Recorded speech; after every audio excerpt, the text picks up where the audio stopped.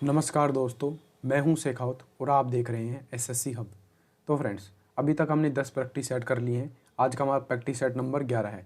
यदि आप in practice सेटों को भी कर लेते हो तो एग्ज़ाम में लगभग 70 से 80% आपको एज इट इज़ मिलेगा, क्योंकि हमने इसमें करंट को भी अपडेट किया है। जो भी लेटेस्ट में करंट पूछी जाएगी, चाहे वो अवार्ड से हो, कोई कार्यक्रम से हो, चाहे कोई महान हस्ती से रिलेटेड हो, सब कुछ इसमें इंक्लूड कर दिया है। क्योंकि जो हमारा प्रैक्टिस सेट होंगे ये लगभग 100 से 200 के मध्य होंगे। तो इतने प्रैक्टिस सेट आप कर लोगे तो आपका लगभग एज इट इज़ 70 से 80% मिल जाएगा। कुछ क्वेश्चन नहीं भी नहीं। तो आज के प्रैक्टिस सेट के ऊपर चलते हैं। तो हमारा फर्स्ट क्वेश्चन है, भारत के अंतरिक्ष कार्यक्रम के जनक कौन है? बताइए इसका राइट आंसर क्या होगा कि किसने भारतीय अंतरिक्ष कार्यक्रम की पहल की? तो इसका राइट आंसर है विक्रम साराभाई को भारतीय अंतरिक्ष कार्यक्रम का जनक माना जाता है। नेक्स्ट क्वेश्चन है, भारत ने किस पंचवर्षीय योजना के दौरान मिश्रित अर्थव्यवस्था को अपनाया? बताइए इसका राइट आंसर क्या होगा? इसका राइट आंसर होगा दूसरी पंचवर्षीय योजना के दौरान भारत ने क्या किया? मिश्रित अर्थव्यवस्था को अपनाया। दूसरी पंचवर्षीय योजना कब से कब तक चली? 1956 से लेकर 1961 के मध्य दूसरी पंचवर्षीय योजना चली। ध्यान रखिएगा इस बात को। नेक्स्ट क्वेश्चन है, भारत के 3 चरण के परमाणु ऊर्जा कार्यक्रम की स्थापना किसने की? जो परमाणु ऊर्जा कार्यक्रम शुरू हुआ वो किसने किया? इसका राइट आंसर है डॉक्टर होमी भाभा ने। जो भारत में परमाणु ऊर्जा कार्यक्रम शुरू हुआ तो उसकी शुरुआत की। ये लगभग 1950 के दशक से स्टार्ट हुआ। ध्यान रखिएगा इस बात को, 1950 के दशक यानी आज़ादी के बाद स्टार्ट हुआ। नेक्स्ट क्वेश्चन है, भारत में राष्ट्रीय पंचायती राज दिवस कब मनाया जाता है? बताइए इसका राइट आंसर। देखो इसका राइट आंसर होगा 24 अप्रैल को हर वर्ष भारत में पंचायती राज दिवस मनाया जाता है। यह कब से मनाया जा रहा है? तो जब 73वां संविधान संशोधन हुआ, 73वां संविधान संशोधन हुआ, उसके बाद से पंचायती राज दिवस मनाया जाता है। ध्यान रखिएगा इस बात को। नेक्स्ट क्वेश्चन है, विश्व पुस्तक और कॉपीराइट दिवस कब मनाया जाता है? बताइए इसका राइट आंसर क्या होगा? देखो इसका राइट आंसर है 23 अप्रैल को विश्व पुस्तक और कॉपीराइट दिवस मनाया जाता है। अभी अभी हमने पढ़ा कि वो जो 24 अप्रैल को क्या था? पंचायती राज दिवस, और 23 अप्रैल को क्या है? विश्व पुस्तक और कॉपीराइट दिवस। नेक्स्ट क्वेश्चन है, 2018 में 11वां विश्व हिंदी सम्मेलन आयोजित हुआ, कहाँ पे हुआ? ये इंपॉर्टेंट नहीं है आपके लिए कि 11वां विश्व हिंदी सम्मेलन आयोजित हुआ। जो लेटेस्ट में विश्व हिंदी सम्मेलन आयोजित हुआ है वो कहाँ पे आयोजित हुआ है ये आपको बताता हूँ। देखिए हाल ही में जो विश्व हिंदी सम्मेलन दिवस हुआ है वो हुआ है 2023 में, 15 से 17 फरवरी के मध्य हाल ही में विश्व हिंदी सम्मेलन दिवस हुआ है। वो कहाँ आयोजित किया गया यह आपको मोस्ट इम्पोर्टेंट है, ध्यान में रखना है। जो फिजी देश है वहाँ पे इसको क्या किया गया है? आयोजित किया गया है, फिजी के नाडी में। ध्यान रखिएगा इस बात को। और जो इसके बाद जो विश्व हिंदी सम्मेलन दिवस होगा उसी की अभी तक कोई जगह फिक्स नहीं की गई है। तो अभी एग्ज़ाम आने ही वाला है, तो ये पूछा जा सकता है कि 2023 का विश्व हिंदी सम्मेलन कहाँ आयोजित किया गया? कहाँ आयोजित किया गया? फिजी के नाडी में आयोजित किया गया। ध्यान रखिएगा इस बात को। बताइए नेक्स्ट क्वेश्चन, 1922 में गांधी जी द्वारा असहयोग आंदोलन को बंद कर दिया गया। इसका क्या कारण था कि असहयोग आंदोलन को बंद करना पड़ा? देखिए इसका राइट आंसर होगा कि चोरा चोरी नाम की एक जगह पर एक दुर्घटना आयोजित हुई, यानी कर दी गई।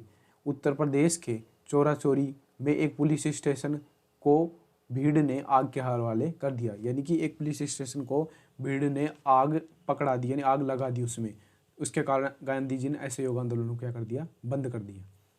तो नेक्स्ट क्वेश्चन है, कौन सा शहर स्वर्णिम चतुर्भुज राजमार्ग नेटवर्क का हिस्सा नहीं है? देखिए जो ये स्वर्णिम चतुर्भुज योजना है वो 4 महानगरों के मध्य है, दिल्ली, मुंबई, चेन्नई और कोलकाता। तो बताइए इसका राइट आंसर क्या होगा? इसमें हैदराबाद नहीं शामिल है, तो इसका राइट आंसर होगा हैदराबाद इसमें शामिल नहीं है। नेक्स्ट क्वेश्चन है, भारतीय राष्ट्रीय कांग्रेस के पहले मुस्लिम अध्यक्ष कौन थे? बताइए इसका राइट आंसर। देखिए इसका राइट आंसर होगा बदरुद्दीन तैयब जी, जो पहले मुस्लिम भारतीय राष्ट्रीय कांग्रेस के क्या थे? अध्यक्ष थे। नेक्स्ट क्वेश्चन है, 2019 तक घरेलू और विदेशी पर्वतारोहियों के लिए कितने हिमालय चोटी ट्रैकिंग के लिए खुली थी? यानी कि हिमालय में ये लोग जो ट्रैकिंग करते हैं उनके लिए कितनी चोटियाँ बनी हुई है? यानी कितने पैलेसेस हैं जहाँ पे वो ट्रैकिंग कर सकते हैं। इसका राइट आंसर होगा 137, बट ये इंपॉर्टेंट नहीं है अभी के हिसाब से, तो इससे रिलेटेड जो भी क्वेश्चन होगा हम आपको बता देंगे। नेक्स्ट क्वेश्चन है, धनात्मक आवेश आयन को कहा जाता है। बताइए, जिसके ऊपर धनावेश होता है, यानी कि कोई भी आयन होता है केमिस्ट्री में, जैसे यहाँ पे देख लिए फेरस के ऊपर प्लस का आइकन होता है Fe+2, तो यहाँ पे जो प्लस का आइकन है उसे क्या बोला जाता है, उसे बोला जाता है धन आयन। यदि किसी के ऊपर ऋण आयन हो तो उसे ऋणात्मक, क्लोरीन के ऊपर माइनस। नेक्स्ट क्वेश्चन है, 2020 के मानव विकास सूचकांक के अनुसार कौन सा देश शीर्ष पर था। ये इंपॉर्टेंट नहीं है, जो लेटेस्ट में डाटा है वो आपको बताता हूँ।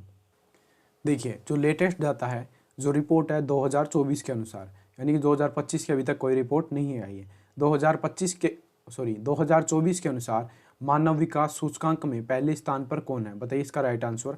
इसका राइट आंसर है स्विट्जरलैंड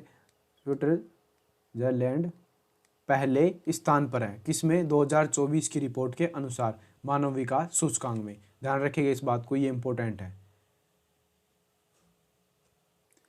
नेक्स्ट क्वेश्चन है कि किस विवाद के बाद, बीजिंग के विरोध के बाद भारत ने 2017 में पहले बेल्ट एंड रोड फोरम को बहिष्कार कर दिया। यानी कि कौन सा जो रोड था जो चीन ने बनाया उसका बहिष्कार कर दिया। देखिए इसका राइट आंसर है चीन पाकिस्तान आर्थिक गलियारा। यानी कि जो चीन पाकिस्तान के जो रोड बना रहा था उसका क्या कर दिया, बहिष्कार कर दिया। इसको आपको याद रखना है 2017 के बीजिंग विरोध के बाद। नेक्स्ट क्वेश्चन है, भारत में 31 अक्टूबर 2020 तक कितने राज्य और केंद्र शासित प्रदेश हैं। तो ये आपको याद नहीं रखना है, या आपको डेटा याद रखना है 2024 या 25। ये भी बिल्कुल सेम है, 2020 के बाद राज्य और केंद्र शासित प्रदेशों में कोई भी बदलाव नहीं आया है। तो इसका डेटा भी सेम होगा, इसका भी सेम होगा और ये डेटा भी सेम होगा। इसका राइट आंसर है 28 राज्य और 8 केंद्र शासित प्रदेश हैं भारत में 2020 के बाद। यदि 2024 पूछ ले या 2025 पूछ ले, 28 राज्य और 8 केंद्र शासित प्रदेश हैं। नेक्स्ट क्वेश्चन है, निम्नलिखित में से कौन कार्बन का एक अपर रूप है। देखो कार्बन के 3 अपर रूप है, हीरा, ग्रेफाइट और फ्लोरीन। तो आप बताइए इनमें से कौन सा यहाँ पे दे रखा है। यहाँ पे दे रखा है कि हीरा कार्बन का क्या है, अपर रूप है। नेक्स्ट क्वेश्चन है, भारतीय दंड संहिता IPC की धारा 377 पर हड़ताल करने के लिए कानूनी लड़ाई का नेतृत्व करने वाली प्रसिद्ध भारतीय महिला वकील कौन थी। बताइए इसका राइट आंसर क्या होगा। इसका राइट आंसर होगा मेनका गुरुस्वामी और अरुंधति काटजू। ये 2 महिलाएं थी। उन्होंने क्या किया, भारतीय दंड संहिता IPC 377 पर हड़ताल करने के लिए कानूनी लड़ाई का नेतृत्व किया। ध्यान रखिएगा इस बात को। नेक्स्ट क्वेश्चन है, इरविन को लिखे गए अपने पत्र में महात्मा गांधी ने कितनी मांगे की, जिसमें कुछ पर सहमति बनी और कुछ पर नहीं, उन्हें गांधी इरविन समझौता कहा जाता है। तो बताइए इसका राइट आंसर क्या होगा। देखो क्वेश्चन सीधा सा है कि गांधी इरविन समझौते में कितनी मांगे थी। तो इसका राइट आंसर होगा गांधी इरविन समझौते में 11 मांगे रखी गई। नेक्स्ट क्वेश्चन है, निम्नलिखित में से कौन भारत में प्रत्यक्ष विदेशी निवेश FDI को आकर्षित करने के लिए भारत सरकार की एक पहल है। यानी कि फॉरेक्स से डेवलपमेंट के लिए जो यहाँ पे फंड इकट्ठा किया जा रहा है या फिर डेवलपमेंट के लिए विदेश से यहाँ पे फंड दिया जा रहा है, उसके लिए भारत ने कौन सी पहल स्टार्ट की, ये कौन सी योजना है। यह है भारत सरकार ने राज्यों द्वारा चलाए जाने वाले उद्यमिता पाठ्यक्रम की क्या की है, घोषणा। इसका राइट आंसर ये है, ध्यान रखिएगा इस बात को भी। देखिए नेक्स्ट क्वेश्चन, द्वितीय विश्व युद्ध से प्रभावित देशों में बच्चों और माताओं को आपातकालिक भोजन और स्वास्थ्य की देखभाल प्रदान करने के लिए संयुक्त राष्ट्र ने कौन सी एजेंसी बनाई। यानी कि संयुक्त राष्ट्र ने किस एजेंसी का गठन किया, यानी कौन सा संगठन था उसका गठन किया संयुक्त राष्ट्र ने बच्चों की देखभाल, बच्चों और माताओं की आपातकालीन भोजन और स्वास्थ्य की देखभाल के लिए। पहले भी सेट में क्वेश्चन आ चुका है, मैंने उसका एक्सप्लेनेशन बताया था। आज आपको ये उल्टा करके क्वेश्चन पूछ लिया है। तो बताइए इसका राइट आंसर। इसका राइट आंसर है यूनिसेफ। यूनिसेफ नाम की संस्था संयुक्त राष्ट्र द्वारा बनाई गई। क्यों? बच्चों को और माताओं को स्वास्थ्य और इसका आपातकालीन देखने के लिए। इसकी स्थापना कब की गई, आप सीधा इसका ईयर ध्यान रख सकते हो, 1946 में यूनिसेफ की स्थापना की गई, 1946 में स्थापना। नेक्स्ट क्वेश्चन है, भारत सरकार द्वारा निम्नलिखित में से कौन सी ग्रामीण आवास योजना को प्रधानमंत्री आवास योजना में पुनर्गठित कर दिया गया। इसका मतलब है कि किस योजना का नाम बदलकर प्रधानमंत्री ग्रामीण आवास योजना कर दिया गया। बताइए इसका राइट आंसर। देखिए इसका राइट आंसर है इंदिरा आवास योजना का नाम बदलकर प्रधानमंत्री ग्रामीण आवास योजना कर दिया गया।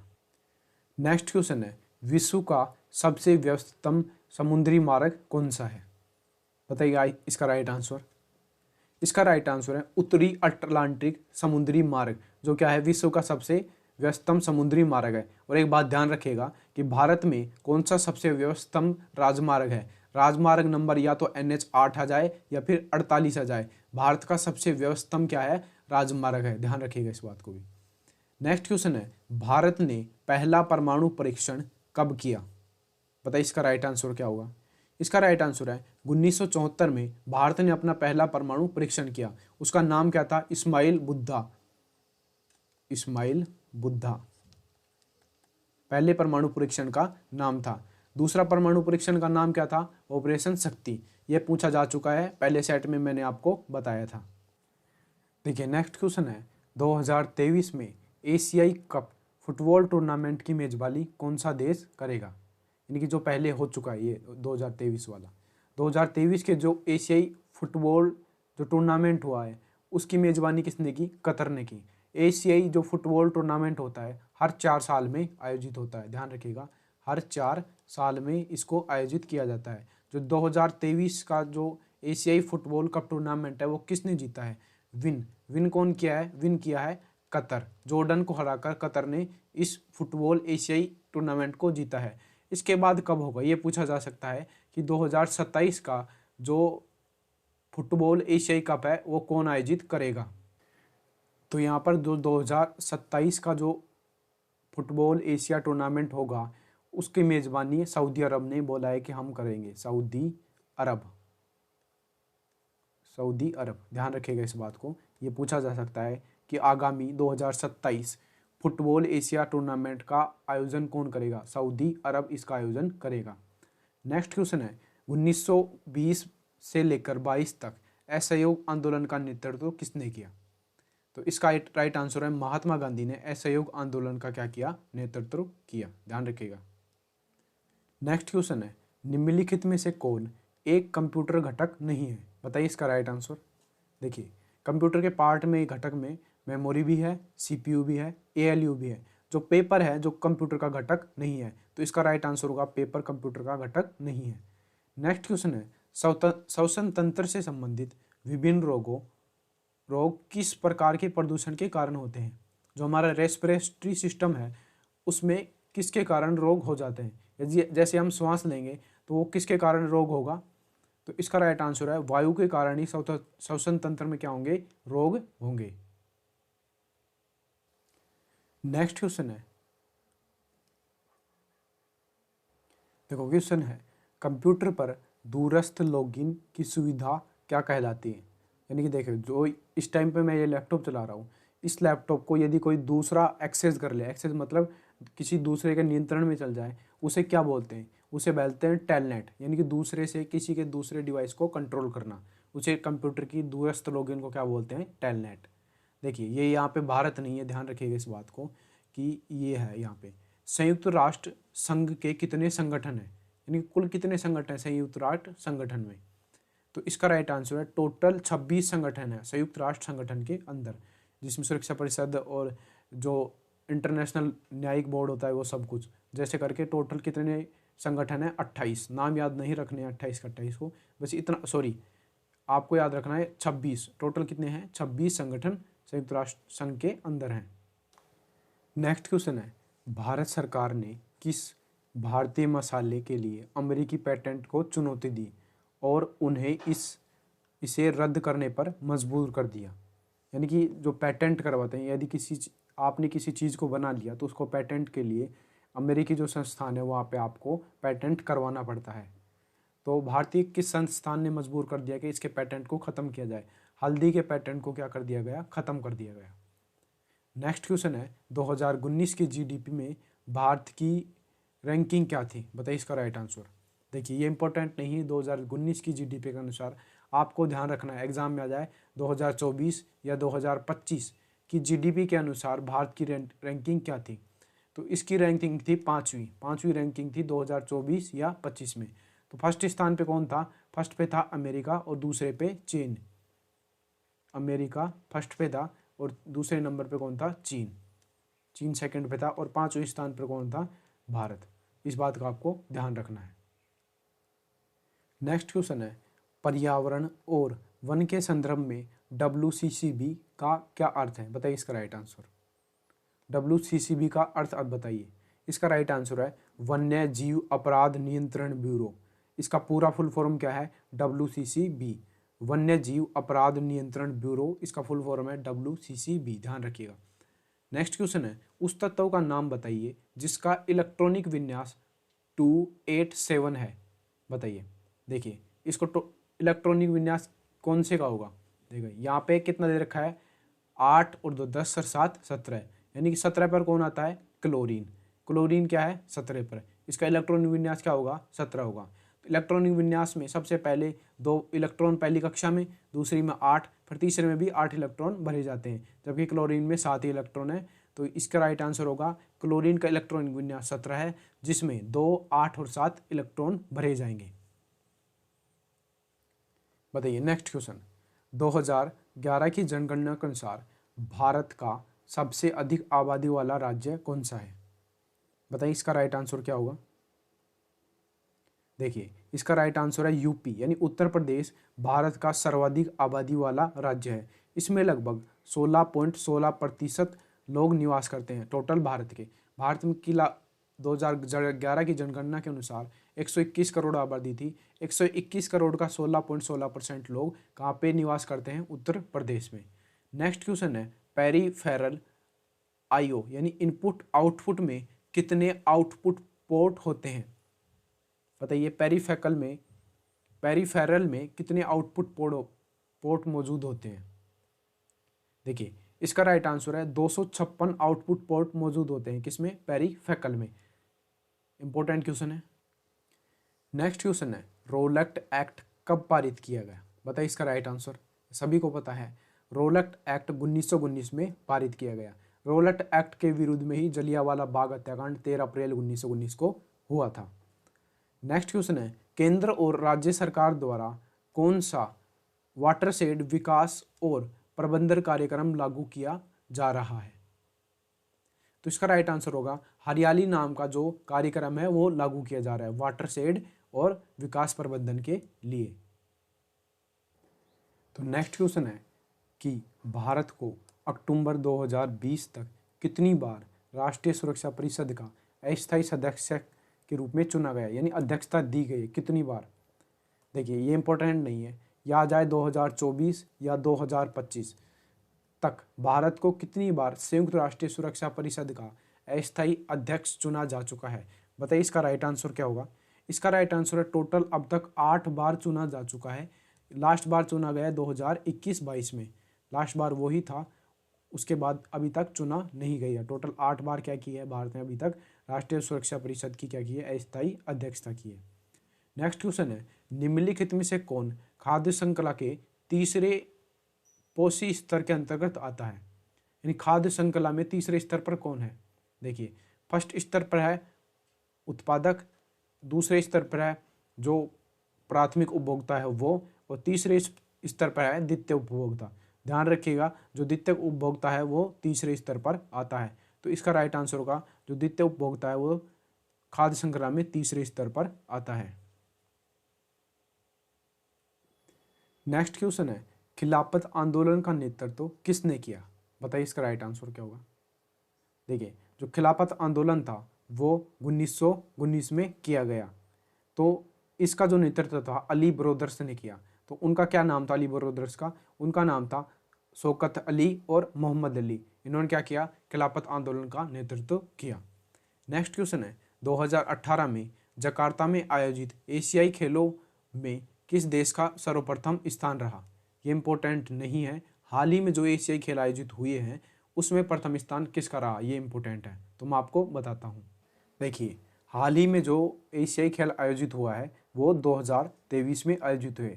ये खेल 2022 के थे, लेकिन डिले होने पर क्या किया गया, 2023 में किया गया। 2023 में जो एशियाई खेल आयोजित हुए वह कहाँ हुए, चीन के हाउजांग में।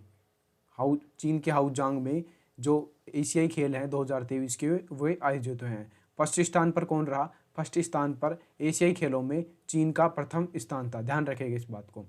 अब ये क्वेश्चन एक और बन सकता है कि आगामी जो एशियाई खेल होंगे यानी 2026 के, हर 4 सालों में एशियाई खेलों का आयोजन किया जाता है, तो आगामी 2026 के एशियाई खेल कहाँ पे आयोजित किए जाएंगे, तो इसका राइट आंसर है कि जापान के नागोया में। जापान के नागोया में, ध्यान रखिएगा, या तो जापान आ सकता है या नागोया, दोनों में से कोई भी आ सकता है। सिटी पूछेगा तो नागोया आएगा, और यदि देश का नाम पूछेगा तो जापान आएगा, ध्यान रखिएगा इस बात को। हमने यहाँ पर अपना प्रैक्टिस सेट कंप्लीट कर लिया है, आपको एक्सप्लेनेशन भी बता दिया है साथ साथ जिनका इंपॉर्टेंट था। तो आज का प्रैक्टिस सेट यहीं कंप्लीट होता है। जी देखिए, सेशन अच्छा लगता है तो शेयर करिएगा सेशन को, और चैनल को सब्सक्राइब कीजिए। Thanks for watching video. आपका दिन शुभ हो।